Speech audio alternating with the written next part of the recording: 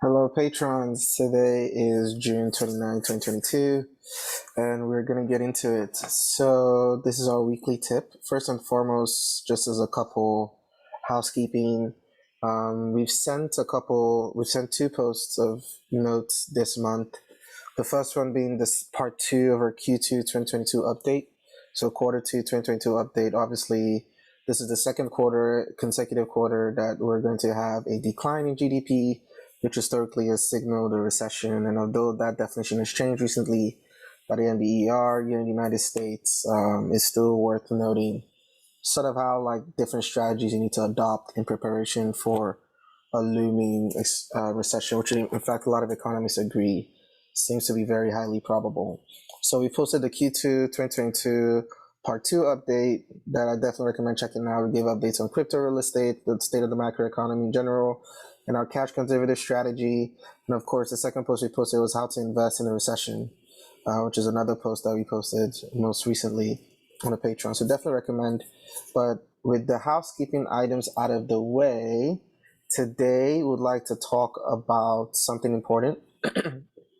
And this was something that I had learned. I'll say, like a year ago from one of my mentors in how to think about money, and it's the concept of stacking versus cycling your money. So I'm going to share my screen here real quick just to show illustration of what I'm referring to. But yes, so the first concept obviously is stacking your money. And as we know, stacking your money is just a similar idea. And this is typically how most people tend to approach money. The idea with how they think about money is continually building, working for it, obviously using it to spend. So it's depleting. Obviously, you can't see the second part of the digit, but just imagine the money is depleting, which is taking care of expenses. And of course, you're working as well to stack and continually increase. Whether you're owning a business, whether you're working a 9 to 5, I want to make sure that this stacking concept is not just unique to people working a 9 to 5. Even people who own a business, typically, especially if you're the kind of person, let's say, for instance, you own a restaurant that you're actively running. And, the same idea that, you use money you generate from the restaurant, take care of your personal expenses as well as business expenses. And also you continue to work and run the restaurant to continue to keep bringing in more revenue. And again, there's nothing necessarily wrong with this concept and nothing wrong with one versus the other. But I think the second one, which is the whole concept of cycling your money, I have this illustration here. And the whole concept of cycling your money has three components, which is what we'd like to discuss today, really. So that's the passive income, leveraging growing equity, and the third one is also targeting infinite returns. And these are three things that you probably hear a lot, that they say the 1% does a lot, but we'd like to talk more about it specifically. I'm not going to talk in like, abject or, what I like to call vague terms. We're going to talk specifically what these three things mean: passive income, leveraging growing equity, and of course the concept of infinite returns. So stacking your money versus cycling your money. And cycling your money just involves the concept of, rather than just it continually depleting, as you can imagine, the money cycles. Your money cycles such that it's self-sustaining, and then you get something where if it's self-sustaining, I like to think of it as a circle.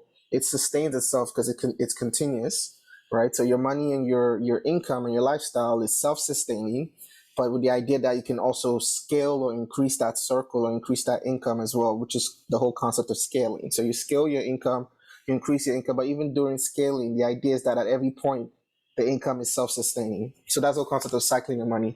And what does this look like? So let's first talk about passive income, and the second one as well, leveraging growing equity. So as a recap, we've covered this in our YouTube channel already, in the Passive Investors Playbook, building a passive investing portfolio and beating inflation via crypto.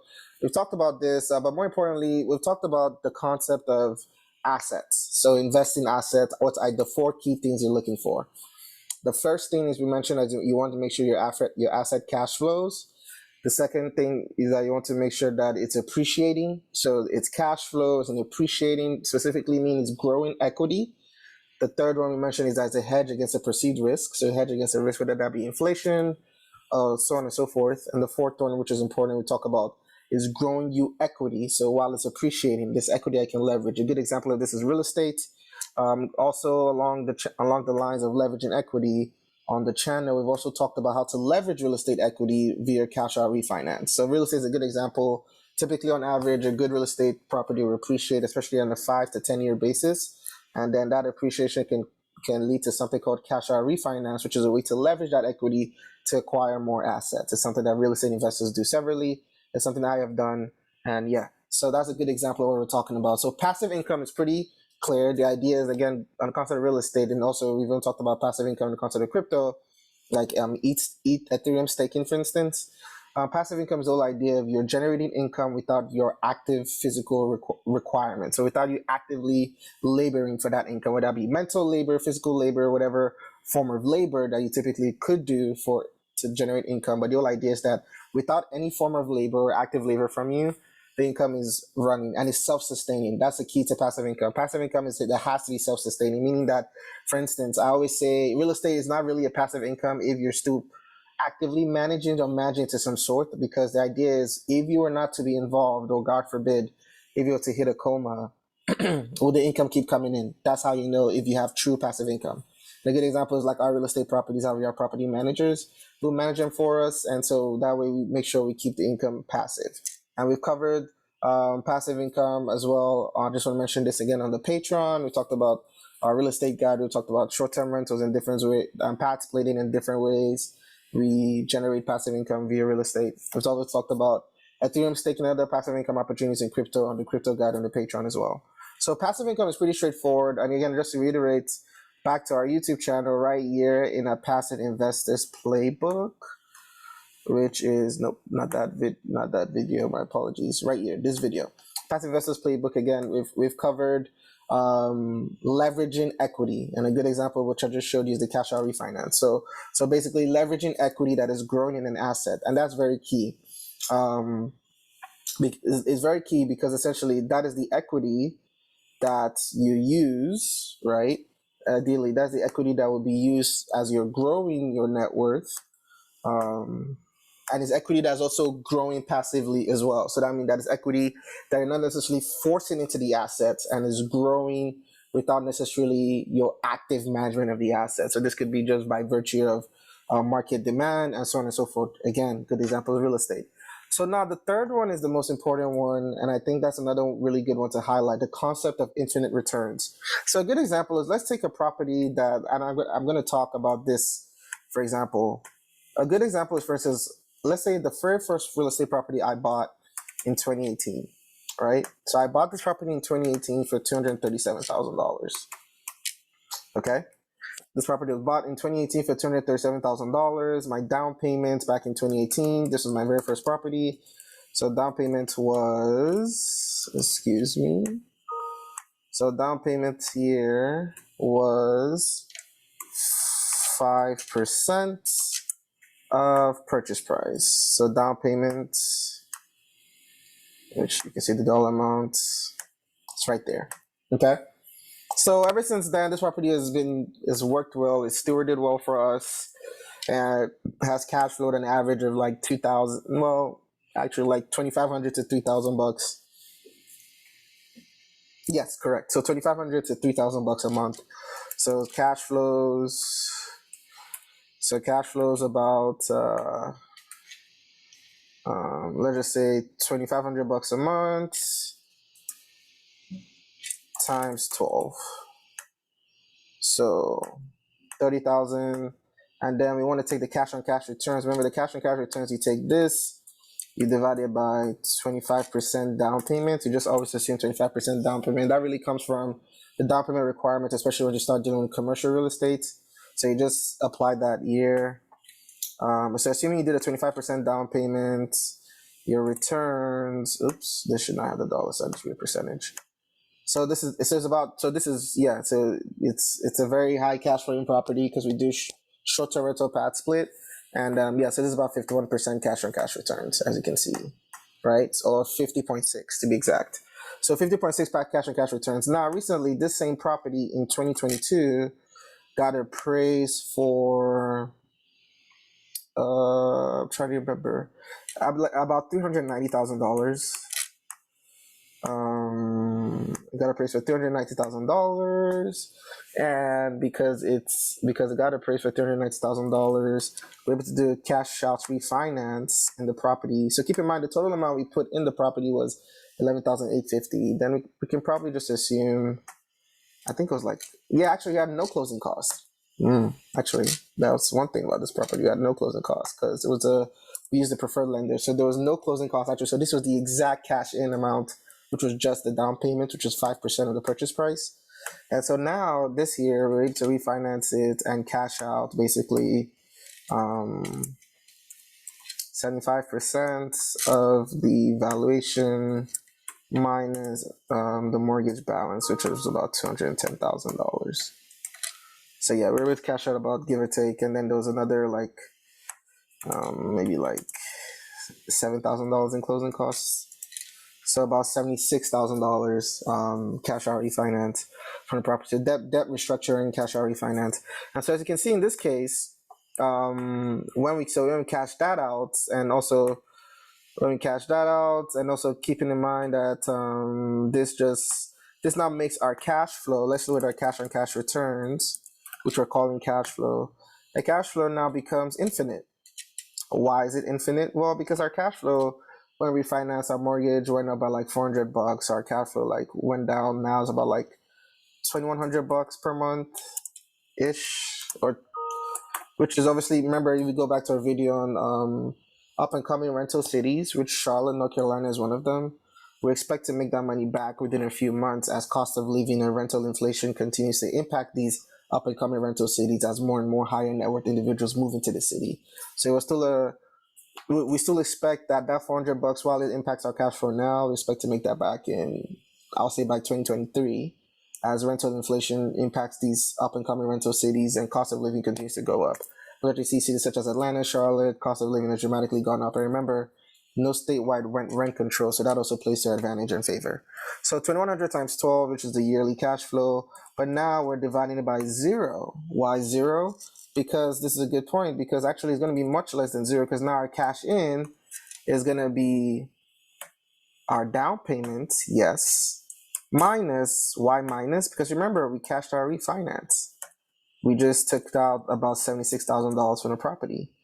And so you see that makes our denominator negative, and you see that actually, now granted, even though I put minus there, I'm just trying to illustrate a point. You cannot put negative into a property, or rather in this case, what I'm trying to illustrate, that the property has actually paid me more, even if I'm ignoring the monthly cash flow yearly, it's paid me more than I've put in terms of capital investment. So the initial capital investment, again, was about $12,000 in down payments, and how much I've received in the form of capital from cash out refinance, about $75,000. So it greatly exceeds.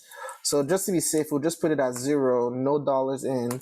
And you see that makes, obviously, Excel's going to give this error, but basically that's the whole idea of infinite returns.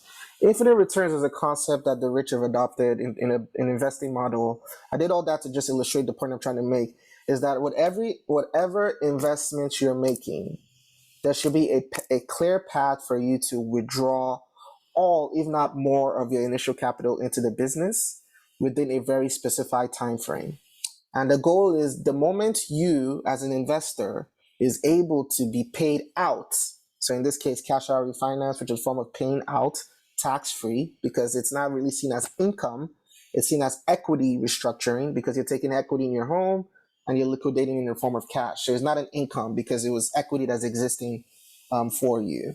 So going back to the concept, is the idea is that if you're able to get paid out or take out, whether it's a form of restructuring your equity or however form, the total amount you put in or more is seen as an ideal investment, because then is the whole concept of from the moment afterwards you've been paid out your total amount you put in, if not more, that is seen as a free asset. So you see, from my perspective, this was the total amount I put in. Granted, you can make the argument that I spent like maybe $8,000 or $9,000 extra to furnish the home. But the idea is that I have made from that asset, by holding that asset from 2018 up until this year, earlier this year, 2022, I have made the total amount I've put in, if not more, with extra cash to pocket. And the cool part is it's still paying me cash flow. So this is even better. So it goes back to the concept of why are we peaking the four traits in investment assets that we pick. The first being that it cash flows, the second being that it appreciates in value, the third being that is a hedge against the risk, and the fourth, which is important, which ties to that number two of appreciating the value, is that it also growing equity that you can leverage. Because if you can leverage that equity, you can either restructure the equity to take out a cash payment or capital payment that can use to buy more assets. And so that's the whole concept of cycling your money. So because you see like, even if you're super wealthy, so stacking your money does not elude even the ultra wealthy. So a good example of people who stack their money and are very wealthy, or I would give you, or maybe the better term would be rich, would be, for instance, like if you consider like athletes, right? So athletes, they have a very short time span or career span where they earn significantly high income. But the idea is a lot of them suffer from the concept of stacking their money, because you see is they live a lifestyle, they get used to a certain lifestyle while they're athletes or they're working the NBA, NFL, whatever you call it. But the idea is once they retire from that lifestyle, the income is not coming in. So it's like you see the bottom part where the income is still depleting because they need to sustain that lifestyle, right? But then it's not stacking, it's not coming in like it was when they were active athletes. And so that's the whole concept of cyclical. So now if you look at it from an athlete going from stacking their money, where they're just working their NFL or NBA job and sustaining their lifestyle, to cycling their money, which you see things like LeBron James, Kobe Bryant mentioned this, rest in peace Kobe, right before he passed away. But it's the idea of investing in assets. So investing that, taking that money and investing to assets that passively builds them wealth in the form of increasing net worth or equity appreciating, generates income in the form of cash flow, ideally passive income that does not require their active supervision, laboring, or control. So that means, again, remember the concept of passive income is if you go in a coma for the next 6 months, will the income keep coming in? If the answer is yes, that is a passive income stream. So passive income, building them equities, appreciating, is also a hedge against a risk. That risk could very well be that they would like to maintain their lifestyle in retirement when they retire from their athlete jobs, whether it's an NFL or NBA. So they see that, okay, if they don't have the income coming in, then that's a huge risk. That's a huge either way they have to scale back on their lifestyle or they'll go broke. Basically, those are the really two clear options. So that's a risk. And the fourth one is, again, is equity they can leverage. So they can take their real estate equity, go invest it to start a business, go invest it to buy more real estate, expand their portfolio, scale their income, do it in a cost conservative way. And that even reminds me to going back to the Patreon. In our real estate guide, we've talked about sustainably scaling your portfolio, where we talked about cash flow to debt ratio. If you haven't already, definitely recommend looking at that. But yeah, I hope you guys found this useful. This is just let me stop sharing my screen here. This is just the concept of like, so I hope you guys found this useful. Excuse me. This is just a concept of like, making sure that you guys understand the difference between like stacking your money and cycling your money. And you cycle your money by investing it in appreciating assets that you can leverage the equity. And more importantly, the final ribbon on that piece is also targeting the concept of infinite returns. And infinite returns occurs when an asset pays you back 100%, if not more, of all your initial capital investment into that asset within a specified time frame. And I just explained that concept within real estate, where you saw that our cash in or capital in was our down payment because we had no closing costs, and our capital out, or how it paid us back and how we've achieved infinite returns on that asset, was when we cashed out refinance over 76K tax free. So with that said, and still maintain the positive cash flow on the property. So we have infinite returns now, and it's still a positively cash flowing property. And again, we expect to recover cash flow post refinance due to the fact that it's in an up and coming rental city, which we've also covered in the Patreon as well as the YouTube channel. And I hope you guys see how everything is coming together. With that said, signing out, that wraps up today's weekly tip, and y'all have a good one. Bye.